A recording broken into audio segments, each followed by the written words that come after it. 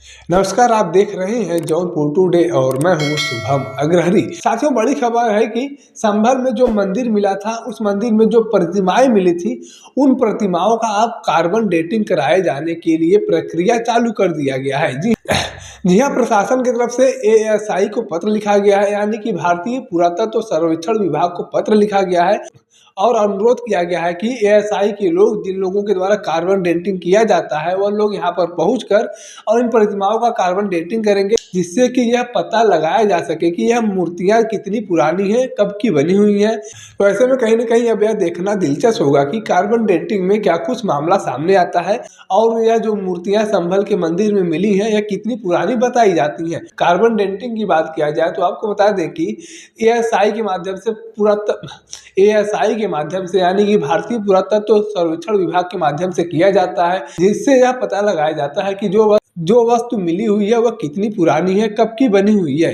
इस तरह की तमाम जानकारियां जो है वह कार्बन डेटिंग के तहत सैद्धांतिक रूप से निकाला जाता है, जिसके लिए संभल प्रशासन की तरफ से एएसआई को पत्र लिखा गया है। साथियों, इस मंदिर की बात किया जाए तो आपको बता दें कि यह मंदिर लगभग 400 साल पुराना बताया जा रहा है। साथ ही साथ एक और बड़ी खबर निकलकर सामने आई है कल, कि जहां पर यह मंदिर मिला है, उसी मंदिर के बगल में एक कुआं था और उस कुएं की जब खुदाई की गई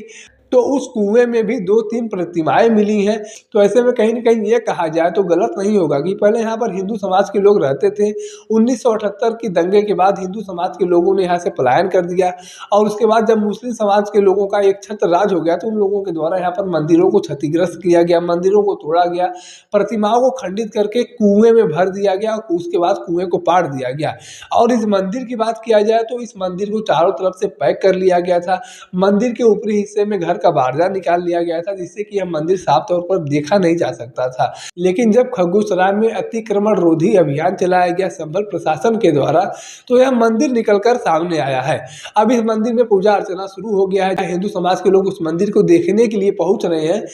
क्योंकि आज की जो नई पीढ़ी है उन्हें भी नहीं पता था कि इस एरिया में मंदिर भी हो सकता है, क्योंकि वह मंदिर कभी दिखता नहीं था। चारों तरफ से मुसलमान लोगों के द्वारा कब्जा करके पैक कर लिया गया था, दीवार उठा लिया गया था। लेकिन अब जब यह मामला सामने आया है, मंदिर निकलकर सामने आया है, तो तमाम लोग वहां पर दर्शन पूजन करने के लिए पहुंच रहे हैं, उस मंदिर को देखने के लिए पहुंच रहे हैं। हालांकि प्रशासन की तरफ से वहां पर सुरक्षा व्यवस्था के पुख्ता इंतजाम भी किए गए हैं, सीसीटीवी कैमरे लगा दिए गए हैं और लोग दर्शन पूजन कर रहे हैं।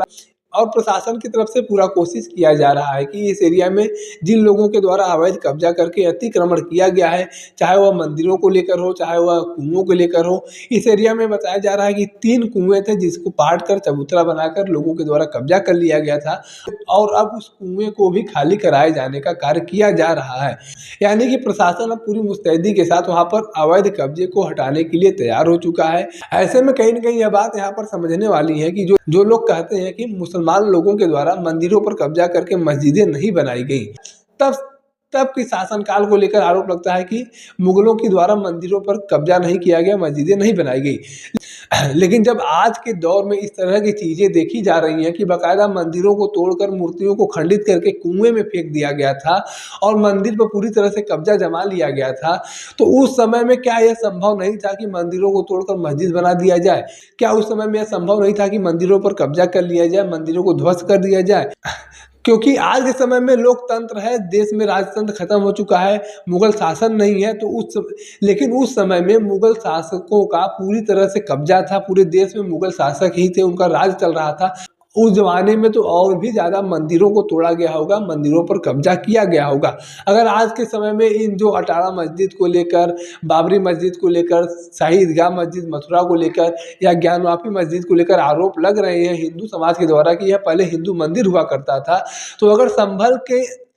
संभल के हिसाब से देखा जाए तो उस जमाने में यह संभव होता हुआ नजर आ रहा है। जो लोग कह रहे हैं कि मुसलमानों को प्रताड़ित किया जा रहा है, उनकी मस्जिदों को छीना जा रहा है, तो आज संभल का ये कांड जो है वो दर्शाता है कि मुसलमानों को प्रताड़ित नहीं किया जा रहा है, बल्कि उनके द्वारा इस तरह का कुकृत किया गया होगा, तभी आज के समय में इस तरह का मामला सामने आ रहे हैं।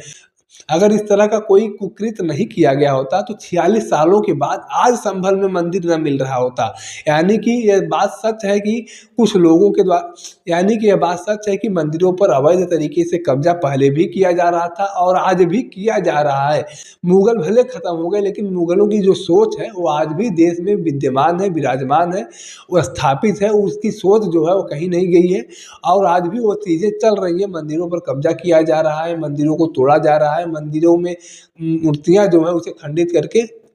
मंदिरों में मूर्तियाँ जो है उसे खंडित करके कुएं में फेंक कर पाट दिया गया। इस तरह की चीज़ें आज भी नज़र आ रही हैं और पहले भी होती हुई नज़र आ रही थी। तो ऐसे में आज जो देश में विवाद पैदा हो रहे हैं मंदिर मस्जिद को लेकर, ये कहीं न कहीं हिंदू पक्ष के द्वारा आरोप लगाया गया जो है वो सही भी है। बाकी इस पूरे घटनाक्रम को लेकर आप अपनी क्या जानकारी रखते हैं, आप अपनी क्या राय रखते हैं, कमेंट करके ज़रूर बताएँ। अगर आप वीडियो को फेसबुक पर देख रहे हैं तो पेज को फॉलो करें, यूट्यूब पर देख रहे हैं तो चैनल को सब्सक्राइब करना ना भूलें। धन्यवाद।